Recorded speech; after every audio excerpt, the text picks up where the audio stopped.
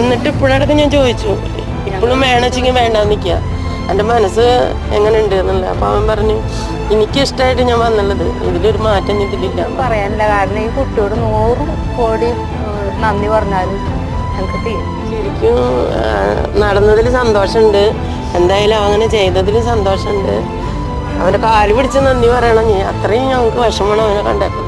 ഇഷ്ടമായിട്ടാണ് ഈ കുട്ടീനെ കല്യാണം കഴിക്കുന്നത് പറഞ്ഞപ്പോൾ ആദ്യം പറഞ്ഞപ്പോൾ എനിക്ക് വിശ്വാസം ഉണ്ടായിരുന്നില്ല. പക്ഷെ ഇവിടെ വന്ന് കണ്ടപ്പോഴാണ് എനിക്കതിൻ്റെ വലിയൊരു മനസ്സാണ് ഈ കുട്ടി.